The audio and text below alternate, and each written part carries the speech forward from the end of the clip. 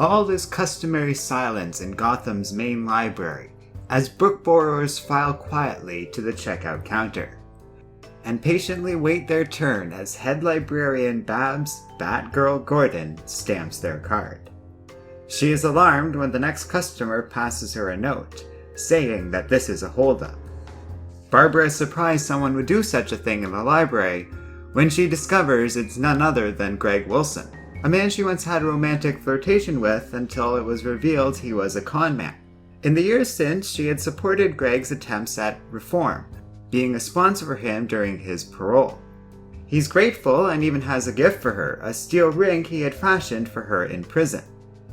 Barbara is a big believer that criminals are made, not born, and she has high hopes that Greg can make it on the straight and narrow. Greg explains that he came not just to visit, but to ask a favor. He's in desperate need of a job. Barbara believes that her father could use his help. In spite of the fact that he's a police commissioner, she firmly states that he's a big believer in reform and rehabilitation just like her. Before they leave, Barbara shows Greg a rare copy of Edgar Allan Poe's original manuscript for a book, kept in a secure location with the library, behind a lock that requires a magnetic strip which Barbara carries around. Not long after that, Greg bids Barbara farewell, promising to meet with her father later during dinner. However, it is revealed Greg is working with a criminal group, and that the steel ring he gave Barbara actually has a hidden bug on it, so that he can monitor her actions. That night at dinner, Jim Gordon agrees to hire on Greg Wilson for his campaign to become a congressman. However, Gordon makes it pretty clear he's not actually interested in running for Congress. He simply doesn't want that job. He's a policeman at the core. After dinner, as they leave, Greg is able to covertly swap out the magnetic strip in Barbara's bag when he gets it for her. It is only later that Barbara notices this, and she goes off to become Batgirl and confront Greg over this, knowing that he's likely at the library, eager to steal the rare and valuable manuscripts being kept there. Sure enough, she finds him and begins to attack the con man. Greg proves to be a formidable foe, saying he's learned a great deal about becoming an expert criminal thanks to his time in prison. Barbara is able to capture him, knock him unconscious, and call the police, but she finds the whole matter deeply disturbing. Prison and the entire system has failed this man. She rushes home, not even changing out of her outfit, and confronts her alarmed father. She reveals that it is her who is Batgirl and has been all along, and says that if her father doesn't want to run for Congress, she will in his place. Barbara says it's the only way she can ever truly fight crime, through prison reform, and now she awaits to see what her father has to say. Hello and welcome to Comic Island. My name is Arden, and this is my recap and review of Detective Comics number 42. So next up, we have another fun issue in our ongoing series, The 12 Days of Detective Comics.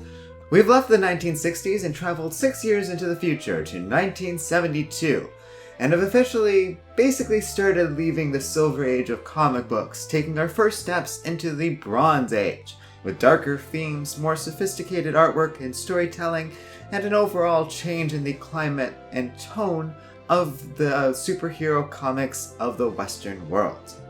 I have to tell you that, on the whole, this is a really fun issue. As I hinted in my last review, because the cover of this issue is focusing on a different character, we'd be focusing on that character. So we're talking all about Batgirl this time around instead of Batman and Robin. But the differences just keep piling on. There is a Batman story to this issue, and it's very Neil Adams heavy. He didn't do the artwork for this, but you can tell it's his design in the Batman suit, and his influence is already being felt. Along with a number of other key writers, we're getting a sense of a changing Batman, a darker one that would go on to become the Batman we know from the 1989 movie, and key series such as The Killing Joke and Batman Year One. We're not quite there yet, but we're heading in that direction, and I have to tell you, this is a real key area of Batman history. The Strange Apparitions area, as I tend to refer to it, but really this sort of Silver to Bronze Age level of Batman, before Alan Moore and Frank Miller really had their take on the character, is a really influential one in Batman history, and one of my favorites throughout Batman history because it's so interesting. It's a neat mix of the more campy older stuff, but a firm, darker take on the character too, getting into the more modern Batman. It was what ultimately was the basis of the Batman animated series that spawned the Warner Brothers animated universe that would dominate WB's animation side of things for years to come in the 90s and early 2000s, with their Justice League cartoon and all of that stuff. And it would, as a whole, really influence what people thought of Batman and what his character would look like for years to come. So it's cool to see this all going down, and this issue really is awesome overall. The artwork compared to the Silver Age comics is like night and day. It's really well done. There's a strong focus on facial expressions being dynamic and reacting to situations and what's going on in the panels around them, and everything is just done really well on the whole. A few videos ago we had Batwoman show up, and without getting too much into it, I did have some criticisms of how her character was being used. It wasn't terrible, it was just clumsy and clearly out of practice. In comparison, this comic is so much better in how it depicts Batgirl as a character. She has a lot of agency, she's treated like a superhero as if she were any other, and she has a real strong sense of identity and purpose. This whole idea of this issue, of her learning that prison and the whole system has utterly failed this man that she caught and imprisoned, is very interesting, and what it would do to her character is cool too. I didn't know much about this, so I checked what happens next. I didn't want to leave you guys hanging. And it turns out this comic's pretty sincere about all of this. Gordon would go on to reveal he had always known she was Batgirl, and gives her his blessing to run as a congresswoman. She does, succeeds, and takes a step away from being Batgirl for a while, trying to do some good in the public sphere. That's all very cool, and we know what ultimately happens to Barbara Gordon's character, but this comic is great, and the way it depicts her character as a whole is really cool, and the fact that the cover actually focuses on her instead of Batman this time around is pretty neat too. This is still Batman's comic, but the fact that we're still doing these side stories this far into the game of Detective Comics as a series, and the fact that they figured this moment in Batgirl's story as part of this ongoing thing was worth making the focus of this comic is pretty neat to me. It's also cool how they're telling Barbara's story in this comic. They very much are focusing on her, but also doing it over a continuous series of stories. This clearly exists with the intent of things being followed up going forward. And that's kind of neat. We haven't done a lot of that, or seen a lot of that in Detective Comics so far.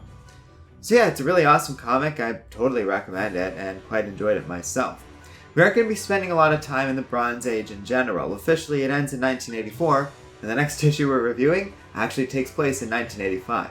But don't get me wrong, that very much is still a Bronze Age comic, just taking its steps towards the 1990s, and yeah, it's going to be pretty interesting. So stay tuned for that. Thanks for watching. Be sure to check out our Patreon page if you like this video, and don't forget to like, subscribe, and keep reading comics.